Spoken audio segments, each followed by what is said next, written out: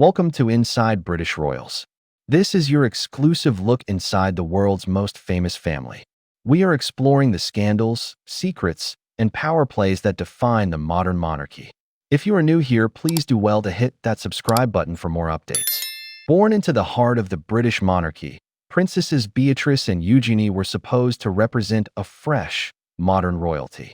Instead, they're now defined not by their own achievements, but by the shadow of their father's disgrace. They were born into a world of palaces and privilege, seemingly untouchable.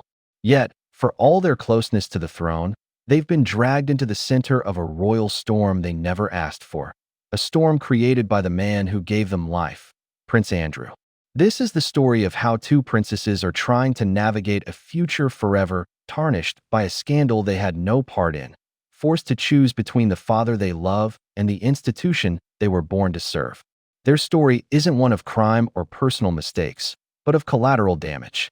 They are in the direct line of succession, yet they face a level of public scrutiny and family ostracism that's almost unheard of for royals of their rank. Royal experts now use the word tarnished to describe them, a heavy label for two women who've tried to build lives away from the royal spotlight. The disgrace of their father, now known as Andrew Mountbatten Windsor after being stripped of his titles, and who faced arrest in 2025 during the ongoing Epstein investigation, has cast a shadow so dark it threatens to swallow their own identities. How did they get here? And is there any way out that doesn't involve cutting ties with their past completely? To really get the impossible spot Beatrice and Eugenie are in today, we have to look back at the world they were born into. Princess Beatrice arrived in 1988, and her sister, Princess Eugenie, followed in 1990. Their father was the Queen's second son, Prince Andrew, then a dashing war hero.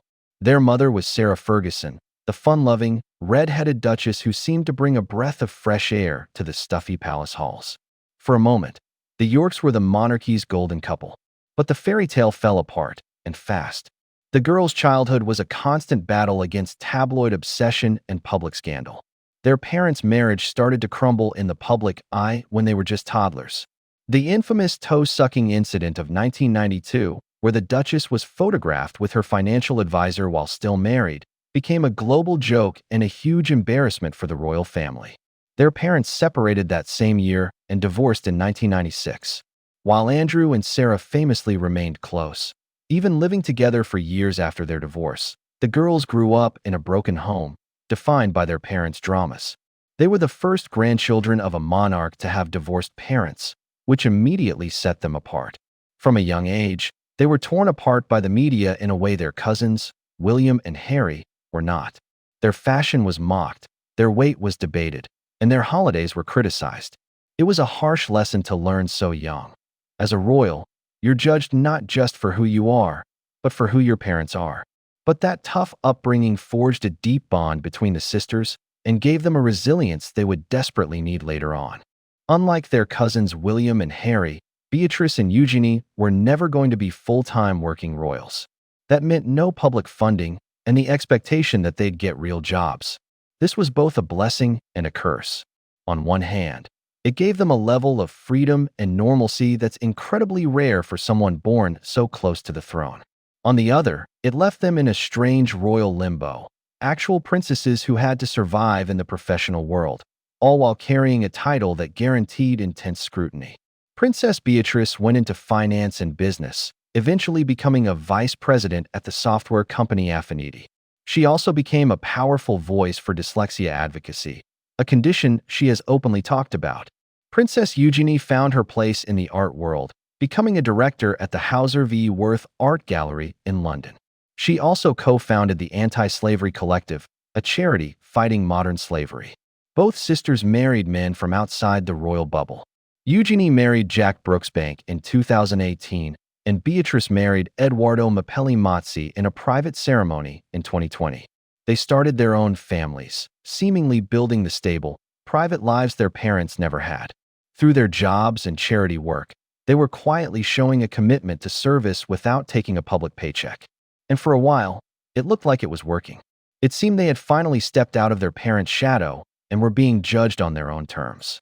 But that shadow was about to come roaring back. Prince Andrew's connection to Jeffrey Epstein wasn't exactly a secret, but in 2019, the whole thing blew up. Epstein's arrest and death in a New York jail cell put all of his powerful friends under a microscope, and Prince Andrew was right in the middle of it. The allegations against him were horrifying, and his attempts to handle the crisis were a total disaster. The real tipping point was his infamous interview on BBC Newsnight in November 2019. In what will go down as one of the worst PR moves in history, the prince showed zero empathy for Epstein's victims, gave a series of bizarre and unbelievable excuses, and expressed no regret for his friendship with the convicted sex offender. The public backlash was instant and overwhelming. In the fallout, Beatrice and Eugenie were pulled directly into the mess. Court documents and Epstein's private schedules brought the scandal way too close to home.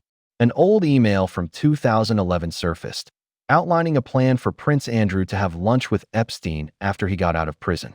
The email also mentioned that his ex-wife, Sarah Ferguson, and their daughters might be there. Beatrice was 21 at the time, and Eugenie was 19. And to be crystal clear, no one has ever accused the princesses of any wrongdoing. They were young women, brought to a lunch by their parents. But just having their names in that email was enough to link them to the toxic world their father inhabited. Sources close to the princesses said they were completely shocked and heartbroken. They had reportedly begged their father not to do the Newsnight interview, but he was sure he could clear his name. Instead, he set off a bomb in the heart of their family, and they were hit by the shrapnel. The tarnish that royal experts now after the Newsnight disaster, things just kept getting worse for Prince Andrew, and his daughters were caught in the fallout. The consequences were swift. In 2022, while facing a civil sexual assault lawsuit in the U.S., he was stripped of his military titles and royal patronages by his mother, Queen Elizabeth II. He was no longer allowed to use His Royal Highness title in any official way. It was an astonishing fall from grace. But the worst was yet to come. In late 2025, things took a dramatic turn when Andrew was arrested and questioned as part of the ongoing investigation into Jeffrey Epstein's files, with reports linking it to his time as the UK's trade envoy. While he was released as the investigation continues, one source told The Telegraph the arrest was catastrophic for the family. The princesses were reportedly reeling, and their mother Sarah Ferguson was devastated. This is when the idea of the princesses being tarnished really went mainstream. Royal biographer Ingrid Seward said it bluntly, summing up the feeling that, despite their own clean records, they just couldn't escape the stain of their father's choices. The York family name was now being described by commentators as toxic. Friends reported that Beatrice and Eugenie were mortified and overwhelmed by the crisis. Experts like Hilary Fordwich pointed out that the princesses were facing an impossible choice: show loyalty to their dad or protect their own futures within the monarchy. The ground was crumbling beneath them, forcing them to choose between family loyalty and self-preservation. By early 2026, the fallout wasn't just talk. It started to get real. The invisible walls of royal disapproval began to look a lot more solid.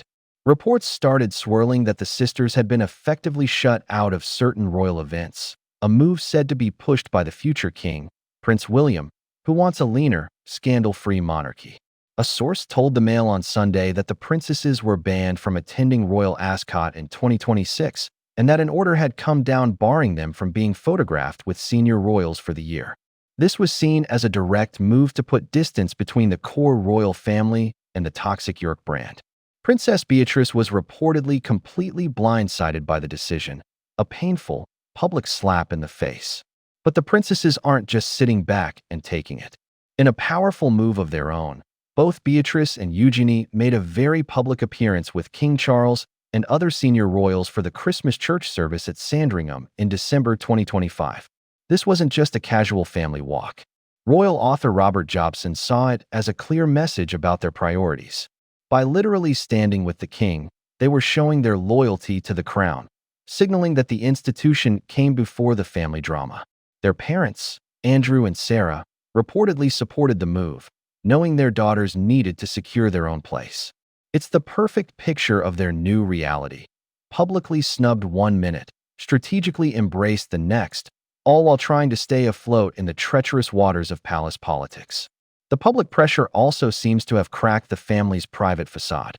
Faced with an impossible situation, the princesses have reportedly been forced to create distance from the father they've always fiercely protected. Tellingly, reports suggest that Prince Andrew himself has accepted this painful reality, choosing to stay away to avoid hurting his daughter's futures even more. The sisters seem to be handling it differently.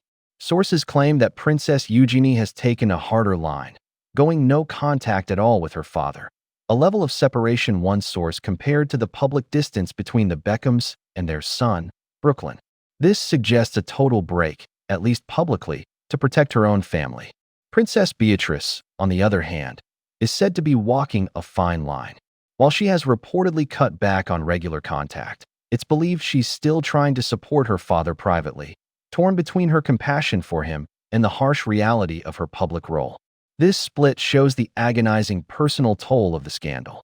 There are no easy answers here. Experts agree that a strategic and highly visible separation is their only real path forward in public, even if they offer support behind the scenes. They're trapped, forced into a public performance of separating from a parent, which would be painful for any child, royal or not.